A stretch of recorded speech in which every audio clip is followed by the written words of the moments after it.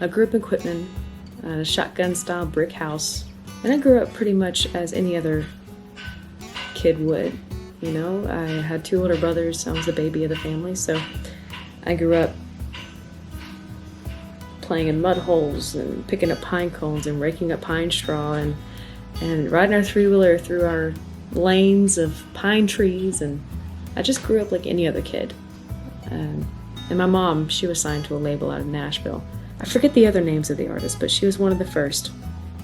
So I grew up with her always bringing musicians over to have people come and play and practice in all hours of the night. And she would leave almost every single weekend to go up to Nashville to play shows and record her album. And so that's when I was about 8 or 9, I think, give or take.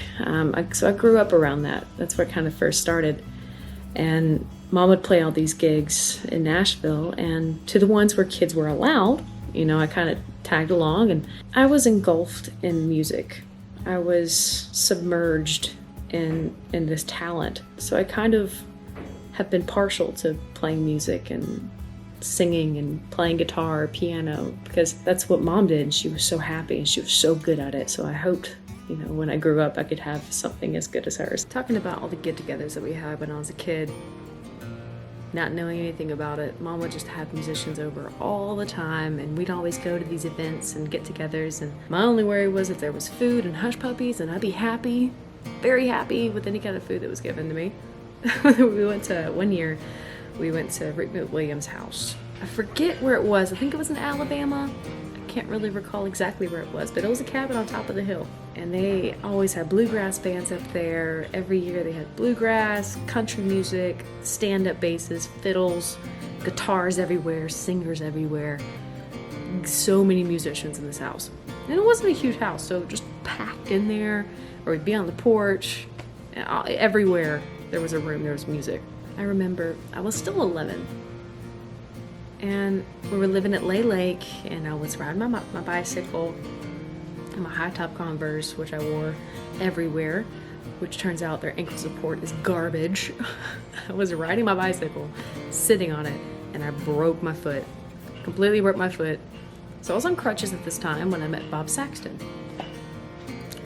Didn't know who Bob Saxton was until I was older. Mom and Dad always bragged about him. He was a wonderful musician. He was a wonderful guitar player.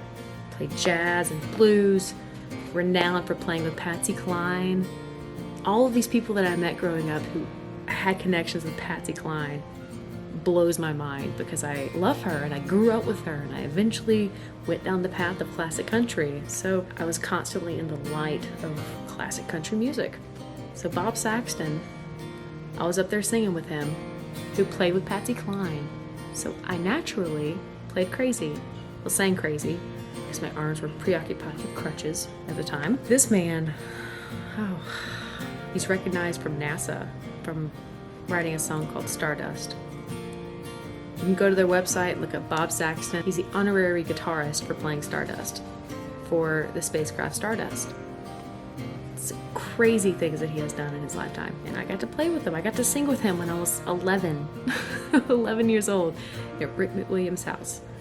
And Rick McWilliams is another person who is connected to classic country. He's a family friend. He and Terry have been in our lives, in my life, since I was born. Mom met him through music in some way, and we would always go to his house when he had his get-togethers.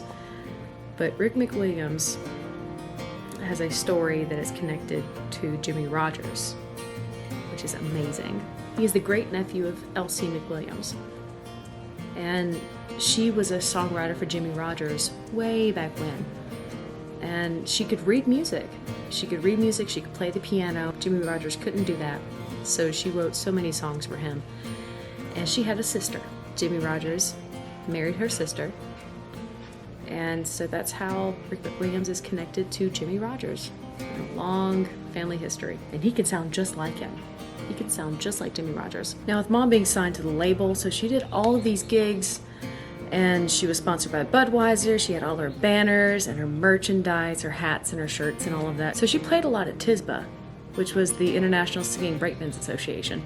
And that was here in Meridian, just down the way. I think it's the checkerboard now, but she played there a lot, and I would always get on stage with her and sing, and kind of, it broke me into the audience. I always kind of just sang with my arms like this, and I never knew what to do with my hands, so I was just a real nervous Nelly when it came to singing in front of people, because I was still a kid, so I didn't know how to sing in front of people. But I would always wear these ridiculous cowboy hats. I remember that. I have so many pictures of me in these hats, and I'd be on stage singing with the band from Nashville, and it was a lot of fun. It was a lot of fun singing at TSBA. It was a lot of experience that I got, you know. And among the places that she played, along with TSBA, a lot of different bars in Nashville, she sang at Tootsie's mainly, because that's where she was signed. And whenever I could go with her, whenever it was summer break or spring break, I would go with her most of the time with my brothers and my dad, and Mom would get me on stage to sing with her. And she would introduce me to a lot of people, people that she knew at Tootsie's and the band members she played with. And one of them was Jimmy Snyder. I didn't know who he was. I just figured he was one of Mom's band buddies. I was like 9 or 10, and I had that lollipop in my mouth, and I got on stage and I took it out, and I was singing with him, and I was finished. I popped it back in and got off stage.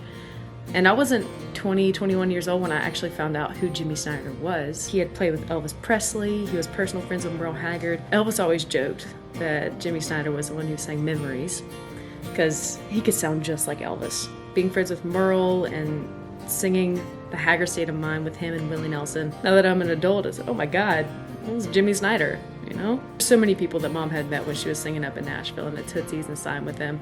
Little Jimmy Dickens was a big one. Well, small one. He was a very small man. He loved Mama. He loved Mama. She was at Fanfare in Nashville.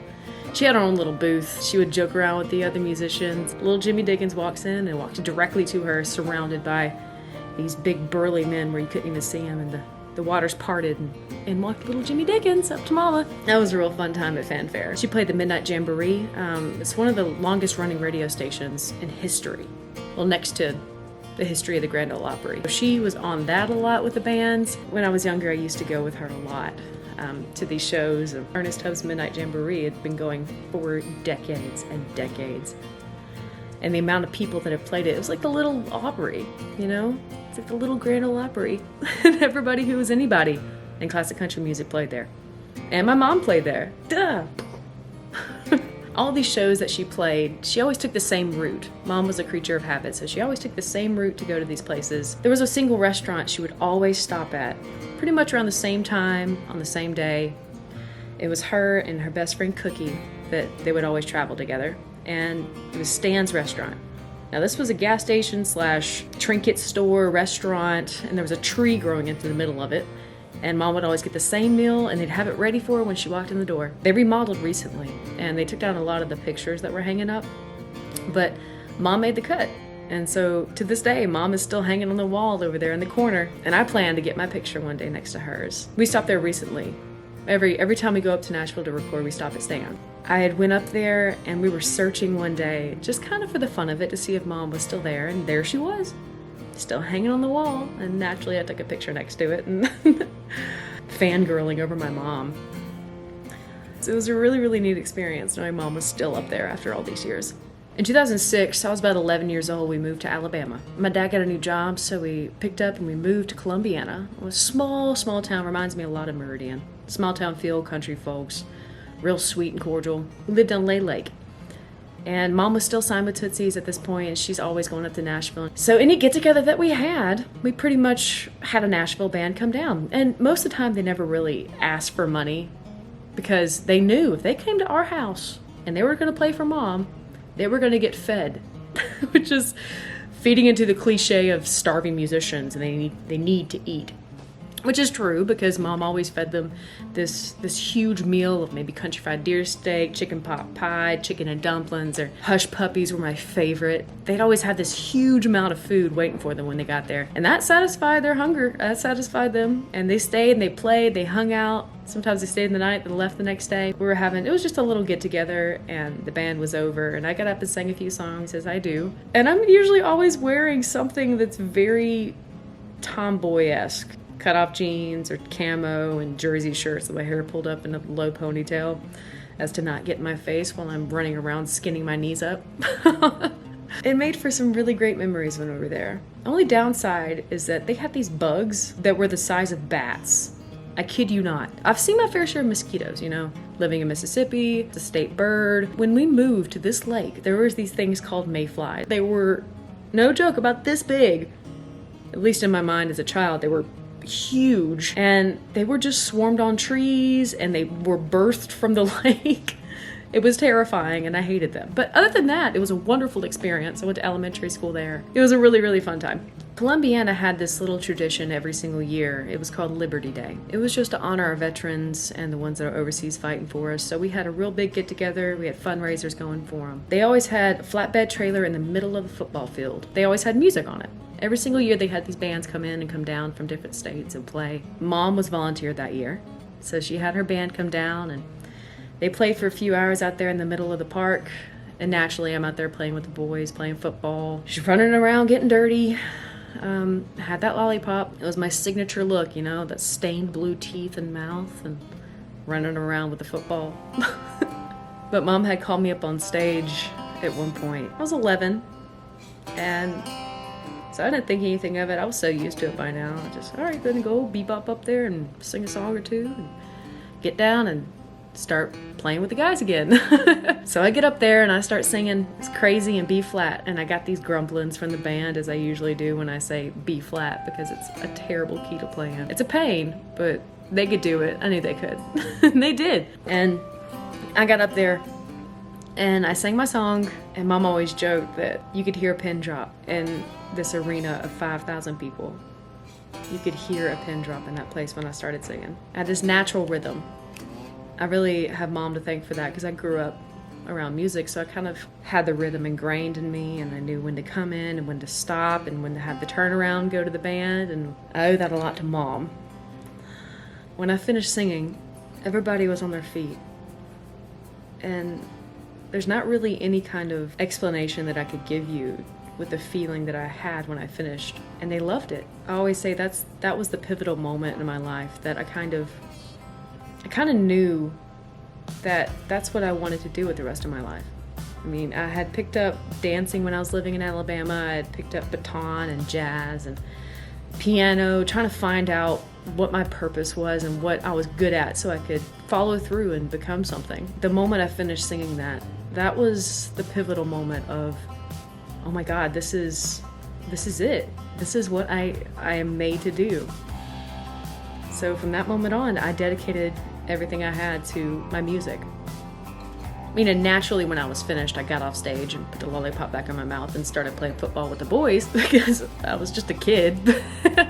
I didn't know any better. But that was the time that this is it. I finally found it. I finally found what I'm supposed to do, and I was so lucky to find it at such a young age.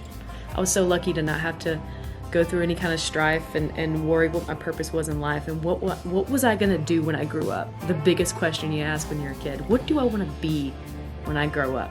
At 11, I would promptly answer you, a musician, a performer, a songwriter, a guitar player, a singer. That's when I knew. So fast forward a few years, it was 2006, now it's 2008, and I'm 13. And I always talk about my blue guitar. My blue guitar story when I moved to Georgia. So we moved into a house in Claremont. It's just a little suburbia, just one stoplight town, one stop sign, not even a stoplight, one stop sign town.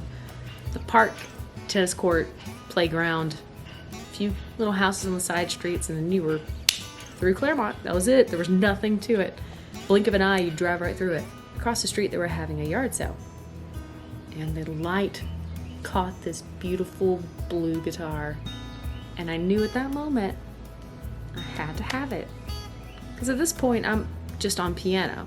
I just learned piano. I stuck with piano. Pianos are heavy and you can't carry them to gigs. So I thought, hey, let's get a guitar.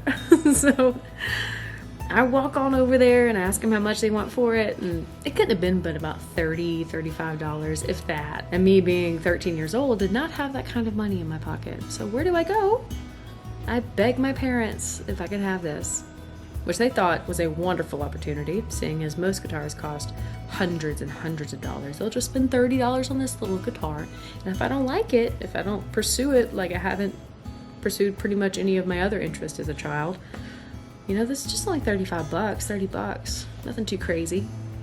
So I pick it up, don't know how to play it at all. So I'd bring it upstairs and I start transposing my C chords and my D chords from my piano, and I have my guitar here and my piano sitting in front of me.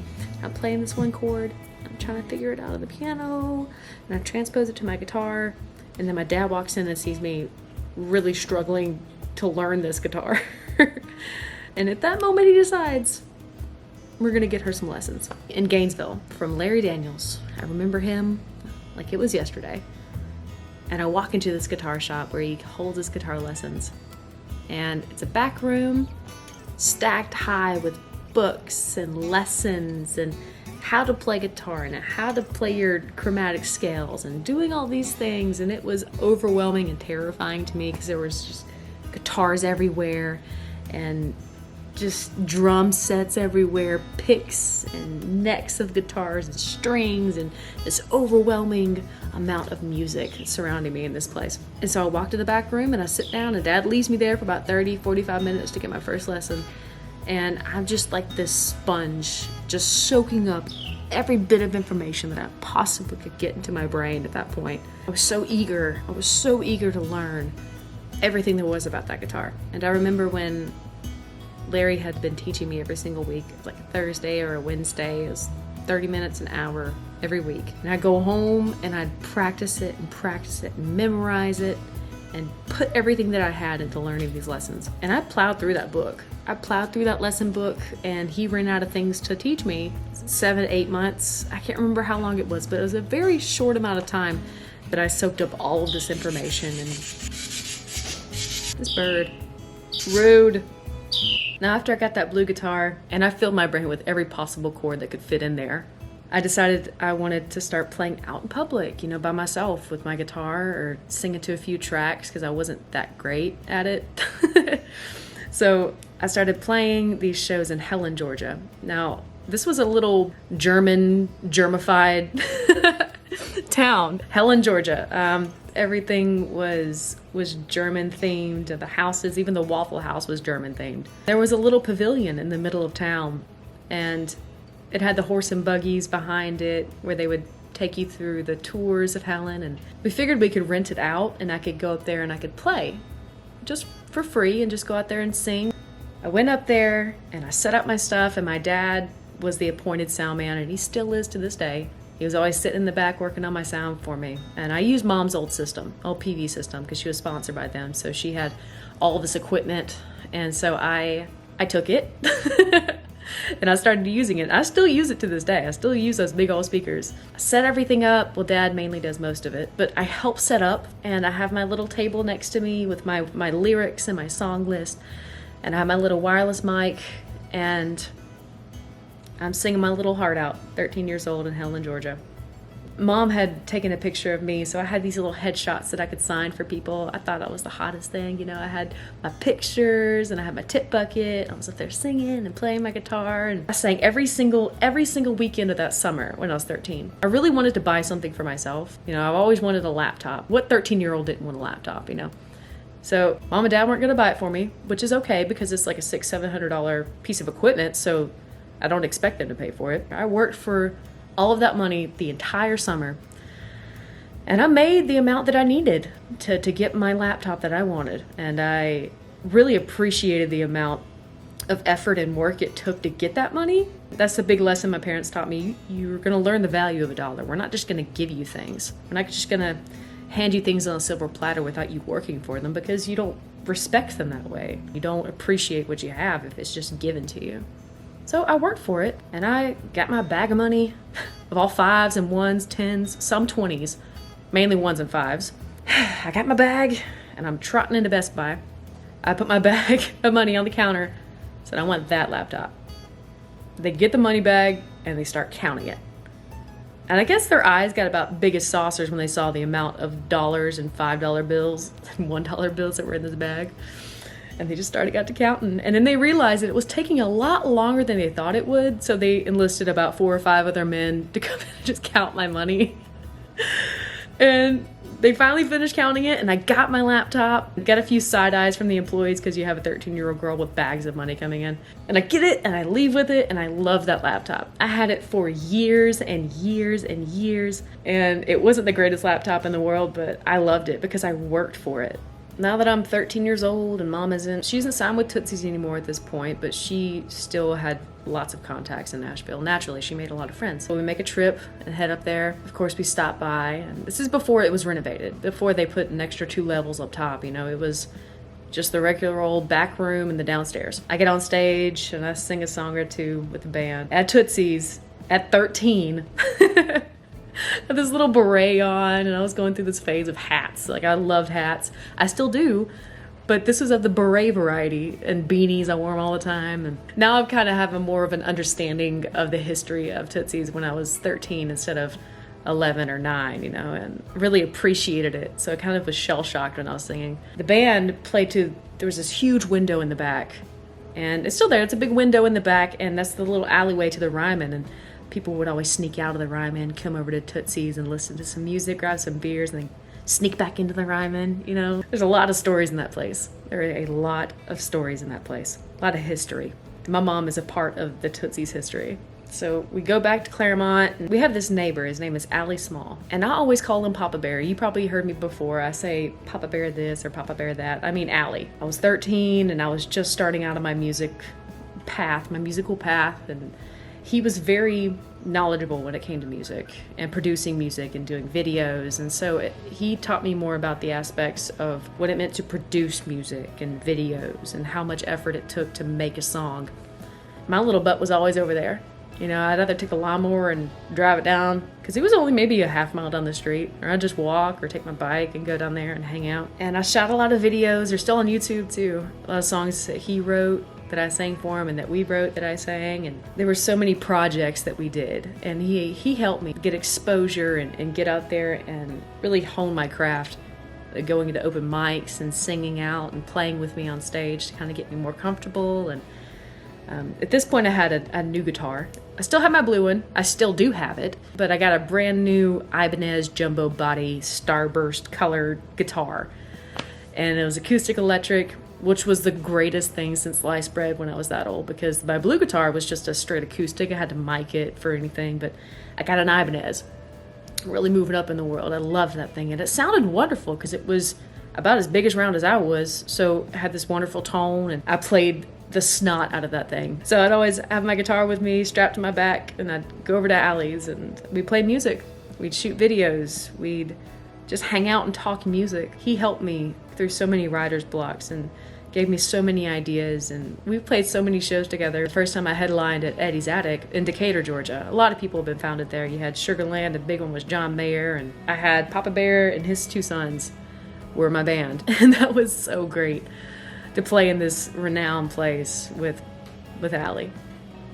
I wouldn't have chosen anybody else playing there for the first time except for Allie. I love him to death. He's such a wonderful human being. And he took me under his wing when he didn't have to, because I was a quirky, gangly little 13-year-old who didn't know what she wanted, and he helped me. He helped me so much. Another little town that I used to play in a lot. I basically lived there, you know. Dahlonega, Georgia. It's a little college town. It's a military college town. And there were a bunch of little hole-in-the-wall places, little shops, general stores. There was a fudge factory on the corner, which was amazing. And coffee shops everywhere you could turn, leather shops, you know. It was a really wonderful little town. Very charming little place. And I kind of took residence in the Crimson Moon Cafe because it just spoke to me. It was so quirky and cute and charming, and I just love coffee so much. And there's a huge, I say huge room, there's a room in the back that's just completely dedicated to coffee, and I was very happy about that. I spent years and years just going to open mics and playing there and singing there and hanging out with friends and meeting at Dahlonega. And the years went by, and I played a lot of open mics. I was like 15 or 16 when I first stepped foot in that place. And I had my Ibanez guitar, and I went up there and I signed up for open mic night one night. As I usually did, I always sang open mics, especially at the Crimson, because I loved the sound there. And it was a listening venue, so people actually listen to you instead of not listening and talking to their friends instead of listening to the music. So it was a dedicated listening room, which was wonderful. So I could sing and all the eyes would be on me, which was kind of scary. I was kind of used to it by then, but it was still a little bit scary. I've learned the smaller the room and the less amount of people that are all watching you, it's more intimidating. 15-year-old me bebops on stage and I sing my set. And one night I was looking out into the crowd and there was a guy videotaping me on his, I say videotaping, he was recording on his phone. I guess I was kind of used to it. I didn't think anything of it. And a few weeks go by and I see the same guy when I was singing open mic again. Big tree of a man with a big old red beard and a ball cap, and he towered over me, a little bitty old thing. I was just down here, he's boop, boop, boop. And he comes up to me, and his name is David Purvis, and he tells me that he saw me about a week or so ago at open mic, and he got a video recording of me. Turns out he's very close friends with Zach Brown, which wasn't too crazy to think because Zach Brown's stomping grounds are close to Dahlonega. He's a house up there, and he had sent the video that he took of me a few weeks prior to Zach. And Zach responds, "Hey, if she sounds like good on an iPhone recording, let's get her in the studio. I want to hear what she sounds like in the studio." He hooks me up with Tyler Walker, who works over at Southern Ground Studios, and it was Atlanta, somewhere in Atlanta. And so we make a trip to Atlanta and meet Tyler, and I record a few songs in Zach Brown's personal little office studio with these thousands and thousands of dollars worth of guitars just hanging on the wall, collecting dust, which I did make a point to mention. It was such a great experience at 15, you know, having Zach Brown invite you to his studio and record. Still gives me the jitters. It was insane. It was insane. You never know who's going to be in the crowd, and you never know who you're going to meet, so you always have to play your best. That was my biggest thing when people ask me, do you get nervous? And like, no, I just try to sound my best everywhere that I go, because you never know who's going to be there. Well, that was true for this particular night at the Crimson. It was getting close to closing time. There weren't a lot of people signed up for open mic, and a few people were in and out of the door, you know, leaving or coming in to listen to a few songs. And so there were maybe about 10 to 15 people in the crowd at this point. I hadn't sang my set yet. I'm sitting down, waiting for my turn, and there's a group of people, a little entourage walks in and sits down. Dad's over here. Hey, Zach Brown just walked in the door. I said, Dad, literally everybody in this town looks like Zach Brown. They have a beard and wear a beanie. That's everybody here. Everybody. That's not him. And I kind of like nonchalantly look over my shoulder and I see like, oh, that is Zach Brown. Sure enough, after he gets there, there's a little rumble in the crowd. You know, you kind of hear people talking about him and stuff. And it's my turn to get on stage to sing. So I grab my guitar and I get up there and I sing my set with him in the audience. Talk about nerve-wracking. Talk about being nervous. You know, I wasn't starstruck or anything. It's just, I was nervous at 15 with Zach Brown in the audience. Just a little jittery. I finish up and I'm about to get off stage. I guess I was the last one up that night, I'm not sure. They barred the doors. Nobody was allowed in or out at that point. He's walking up to the stage and I'm holding my guitar, my pick in my mouth, and he walks on the stage towards me. He grabs my guitar. I started looking for a pick to hand him, you know. I mean, it's Zach Brown, he probably has a pick somewhere. And then I was checking my pockets and then the pick was still in my mouth and he just, boop, thank you. You're welcome. Play songs that haven't been released yet on his album, and it was great. After he gets off with the set, he gets off stage and he sits down and he invites me and my family, me, my mom and my dad, to come sit with him and hang out and just talk. And turns out he grew up just like the rest of us. Dirt roads and classic cars, and we talked about classic cars for a very long time. Because at that point I had a 66 Mustang. He was talking about the cars that he grew up on and worked on. And he just sat across the table like I'm talking to you right now, just talking. Not like he was this huge star that he was. He's headed out and I sneak a picture with him. You know, I wasn't supposed to, but I did it anyway. He leaves and I leave and we go about our way talking the whole way home about how crazy that was. How crazy it was that I recorded at a studio. Then he just shows up out of nowhere. I think it was next week or the week after that. Jason Spencer, the one who was running the open mic. We were talking about the event that happened the previous week with Zach just showing up. He's like, yeah, that wasn't a coincidence or anything. Kind of looking at him like, what do you mean? It's like, yeah, he had heard about you and that you recorded at his studio, so he called here to make sure you were going to be here so he could meet you. So you're telling me Zach Brown called here to make sure I was going to be here so he could meet Me, are you kidding me? My brain exploded, and I still talk about it because that was such a crazy experience. So I was out and about trying to find every single open mic that I could find, not knowing who I was gonna meet or who I was gonna run into. I scouted around and I found this place called the Black Diamond Grill. And I sang every open mic there that I could possibly get to, because at this point I couldn't drive, so I depended on my parents to get me there. It's like, Mom, please, let me go. Very bluesy feel to it. And I guess I was still kind of honing in on what genre I wanted to do. I was raised on classic country, I sang classic country. I kind of went around the map when it came to trying to figure out the best genre for my voice and what I really loved. So I sang anything from like Bob Marley to Joni Mitchell to Colby Calais, Jason Mraz, Patsy. I just kind of was all over the map. I sang everything, just trying to find something that I liked. So I went up there, like maybe blues will be for me. Like maybe I could sing some blues. And I get up there and I sing, and I met a lot of musicians when I was there. One that sticks out in my mind in particular is George Price. Now George Price, wonderful, wonderful, wonderful guitar player, smooth as butter on that neck of that guitar. He sticks out in my mind because he wasn't just a blues guitar player. He also was a part-time Santa Claus, which was great because during Christmas time he'd dress up as Santa and get up there and play his red guitar. Oh, it was so great. And I met Jerry Glanville, who used to be a coach for the Atlanta Falcons. Loves blues music, loves the blues. He comes up to me and we start talking and we hit it off as friends, and so he comes to the open mics and hangs out and comes to my gigs outside of the Black Diamond. That was a wonderful, wonderful friend that we made up there, along with George Price and Spencer Durham, a lot of other people that we met during the open mic times. After that, about 16 years old or so, and I come across an opportunity to do some recording. Apart from going to Nashville with Mom when I was younger and being in the studio with her, I've never actually been to a professional studio, like a really, really, really nice professional studio. I had the opportunity to go record at Jeff Cook's studio in Fort Payne, Alabama. Jeff Cook, one of the guitarists for Alabama, and when I tell you this man had guitars to the roof, he had guitars to the roof piled in his house. There was a plethora of closets just stacked and stashed full of guitar cases with these guitars. It was insane. I walk into the studio and the engineer, David Hammonds, sweet man, such a sweet, sweet man. And I started recording my first album. His first full album, I think it was about 12 tracks. It was half covers and half originals. I worked so hard on that album. And I finally finished it. It was pressed, and I had the CD covers and everything. It was super official. Finished recording it. We have our big CD release party at Avocados in Gainesville, Georgia, on the square. It was on Cinco de Mayo. Oh, that was the biggest accomplishment when I was 16. Because I was still in high school. You know, I was still working on all my studies and practicing and having band practice and going to my gigs and recording in Fort Payne. And so I had a lot on my plate at that point, but I took it in stride. I didn't think too much on it that, oh my God, my life is so stressful. What am I gonna do? So much angst.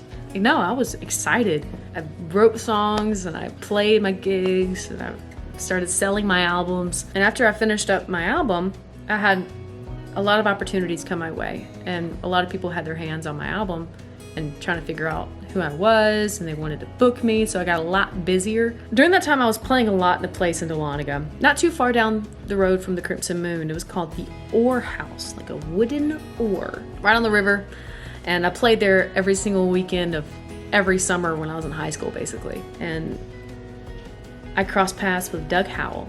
Now, Doug Howell was out of Dawsonville, Georgia. He was actually one of my ex-boyfriend's grandfathers. It was an interesting experience, to say the least. And so we met at the Oar House. That's why I mentioned it before. We met there because I was playing a show and he was sitting in the crowd with his family. And he comes up to me and says, I want to be your manager. You're going to do great things. I want to be there for you when you do. So that's when our partnership started. He helped me a lot. He connected me with a lot of different people. One of them was Atlanta Rhythm Section, which was a very successful 80s band, 70s, 80s. Yeah, I was given the opportunity to open up for them at a little local bar and pub. It was called Locos. And so I was introduced to James Arthur Ferguson, which is Zach Brown's nephew. We were introduced a while back and we had played a few shows together and we were practicing a good bit. So I asked him, I said, hey, James, do you want to come with me to open up for ARS? And he agreed to come along and play with me and sing a few songs for ARS and open up for them. So we practiced, and I got my hair and my makeup done. We bought a whole new outfit for this occasion. Mia Baker took some pictures, and Ariel Goodson, she was my go-to hair and makeup girl. She's precious. It was such a wonderful gig. Another person that he introduced me to was Bobby Emmons.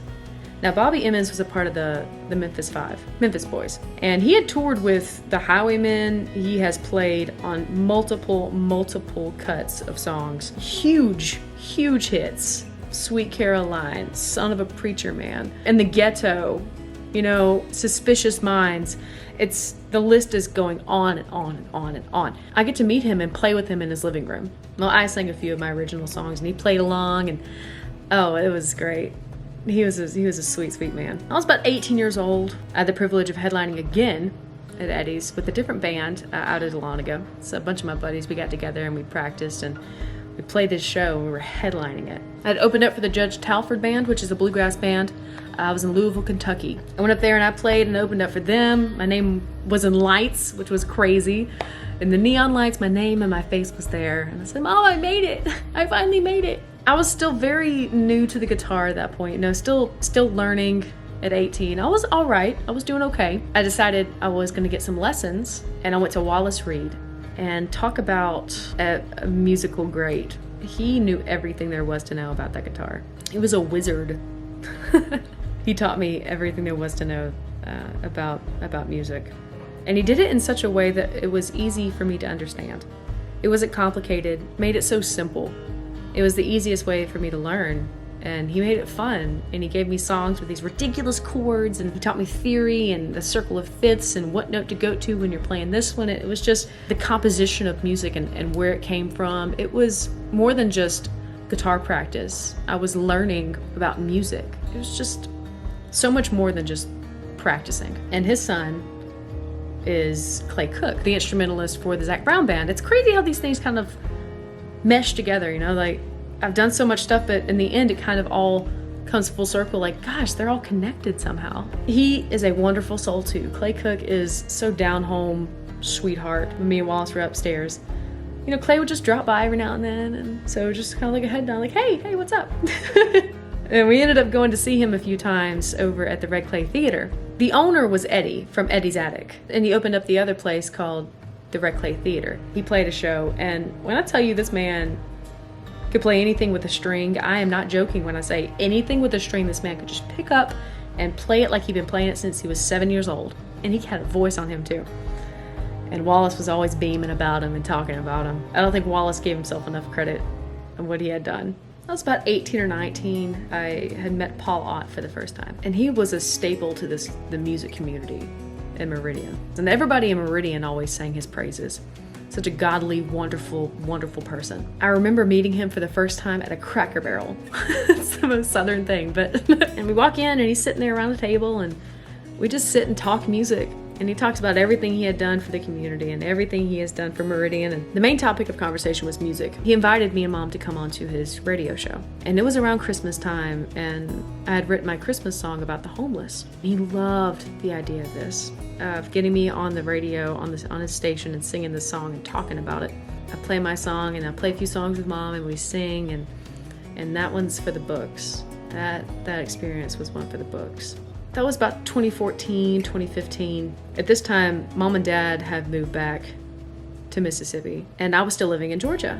And I was booking my shows, and I was still playing and doing my gigs, and I ended up finally being the host of the open mic at the Crimson Moon Cafe. I got to be the one behind the soundboard and touching all the buttons. I played a lot of shows there. I did a lot of showcases with some friends, artist showcases with just original music. I was really missing my family.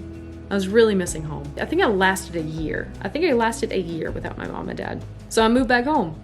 I packed up my things and I moved back here. I can't leave now because it's been such a wild ride since I've got back to Mississippi. So I started volunteering at the animal hospital. One day after I finished working, I went over to Squealers, and that's just a little barbecue place here in Meridian. And Scott McQuaig is playing. Scott McQuaig's an old friend. He and Mom have known each other for years, and they go way back. He calls me on stage to sing his break. He wants me to sing a few songs on his break. Now, mind you, this is the first time I'd ever played in Meridian. Anybody's ever heard me in Meridian. And I get on stage and I sing a few songs. Everybody loves it. They really immediately start booking me for gigs and shows and weddings and events, and then it kind of took off from there. I mean, it was a whirlwind experience. It immediately, just right after I played that one or two songs on Scott McQuaid's break, everybody just started blowing up my phone trying to figure out, who is this girl? Who is she? And I got to be on radio. I was booking gigs. It was insane the amount of opportunities came from just those few songs playing with Scott. And there's so many stories I can start off with from just living here for the past few years.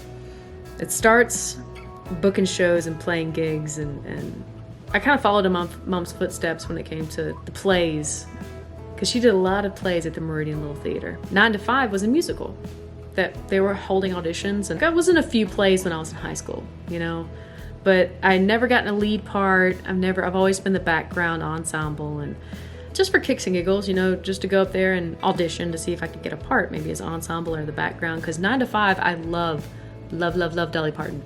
Naturally, I auditioned for it, and then they did the callbacks, and they called me. I think it was Carol Sue. I think she called me, and she told me I got the lead part of Judy, which is one of the 3 lead women in this play. And I'm like, oh my God, that's a lot of songs, and that's a lot of memorizing things.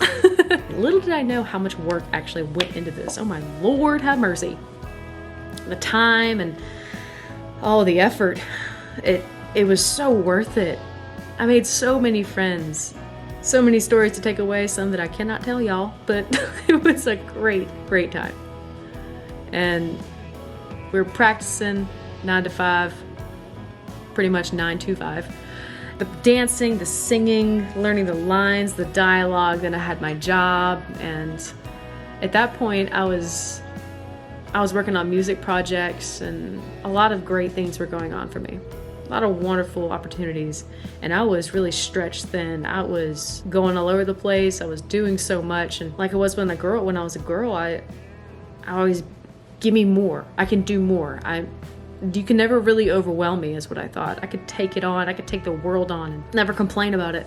So I had my full-time job that I was working at this point, because they hired me on, and I had my 9 to 5. I had my music projects that I was doing, and I had a lot on my plate. Playing my shows at that point too, so I had a very full schedule. But I took it in stride. I never complained about how tired I was. I just went to sleep and woke up the next day taking it all on. A really great opportunity came my way to record my songs, all my original material. And this would be the first time to record all of my stuff since I was 16 or 15, on my first album, which was half covers and half original. So this one was very important to me because it's my first full album of my music. I was given that opportunity at a home studio here in Meridian, and I put my all into it. It sounded wonderful, and it could only sound great with musicians like John Farah, Steve Wilkerson, David Zettler. I had on the drums, the keys, the lead guitar, and then you had me on the rhythm and some fiddle in there. It was just a wonderful sounding album that was coming together. My spirits kind of got crushed after I found out the software in the computer that was holding all of my music wasn't backed up, and the computer crashed, the software crashed, and I had lost everything. Every hour, every note, completely unrecoverable, and it's really crushed my spirit. It crushed my friends' spirits when they found out about it, because they knew how important this was to me and how important it was to them, because they put so much into it. I felt like this would never happen. I felt like I put all of that into it, and now I have nothing to show for it. I have nothing to show my fans and my family and my friends of this album that I've been talking about for so long, and now it's just gone. Then I kind of continued playing my gigs and my shows and kind of going through the motions. And then another opportunity came my way to record again, to completely start from the beginning and record my songs again. And of course I snatched it up so fast.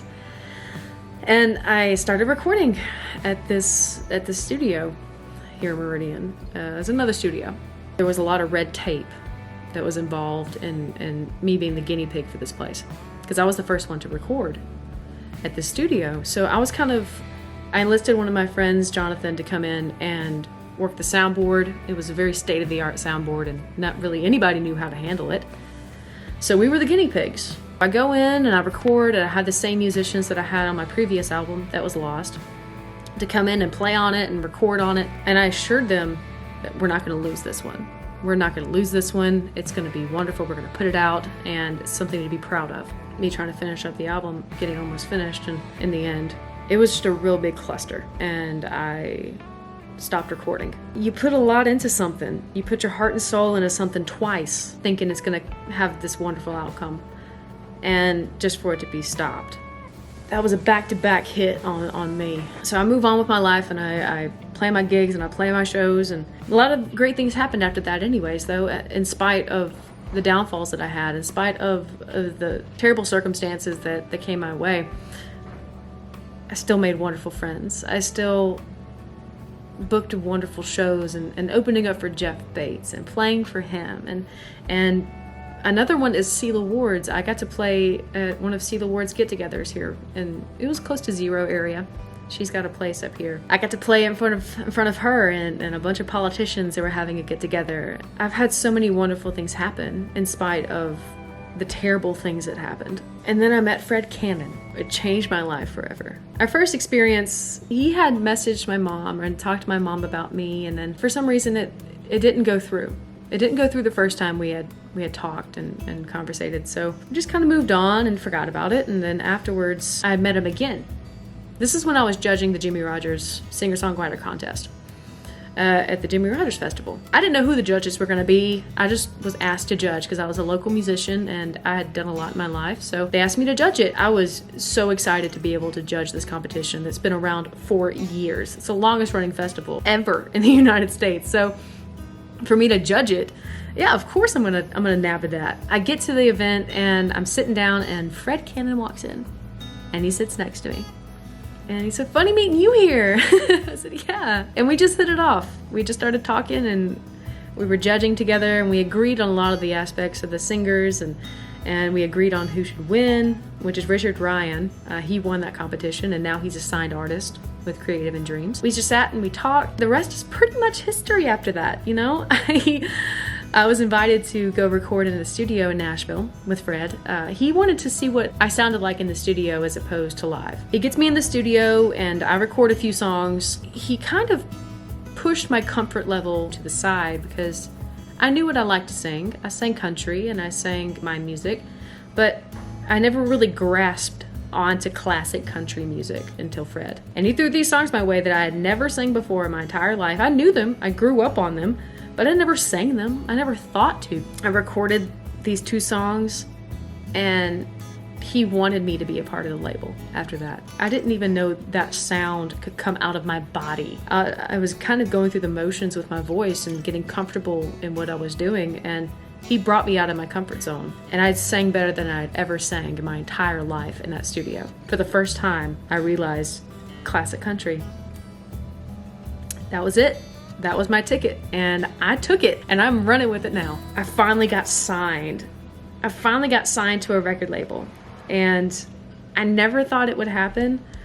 As a kid growing up wanting to be a performer and being an artist, you always dream of the day of being signed to a label. You know, some girls dream of the day of their marriage and their wedding day and getting ready for it. Like me, I was ready and waiting at 10 years old. Like, I want to be signed. I want to be touring the world and playing music with my friends and writing music. That was my dream, being recognized for the talent that I have. And people like to listen to it and listen to what I write and listen to my story. That is the greatest gift anybody could give me, is just enjoying my music and what I play and being moved by what I write. And Fred is giving that to me. He signed me to the Creative in Dreams Music Network out of Nashville with Rose Drake. At every chapter of my life, wonderful things have happened. And at those certain points, I always thought that was my greatest accomplishment of my life, and it will be the greatest accomplishment of my life. And then I make another accomplishment, and then I make another one. And I got signed to a Nashville recording label and they see a future in me. They believe in me so much that I believe in myself. I'm working on my album at the moment, and I'm going to be releasing singles and a full album, and I'm so grateful for all the downfalls that have happened in my life and all the heartbreaks and the things that disheartened me and broke my heart, that really brought me to the things that I'm doing now and brought me to the place that I am now. Even the terrible things like losing my album twice in a row. But it led me to Fred and Rose and Paul. So it's been a long road, and I was never handed this. I worked for it. Like I did those summers, I worked for every bit of what I have. I started very young, and I started where most musicians start, from nothing but a passion for music and a love for it. And it has driven me to where I am now. And I plan on driving further. I plan on driving way further. So y'all stick around, and I appreciate every single person who has guided me in this direction and helped me get where I am.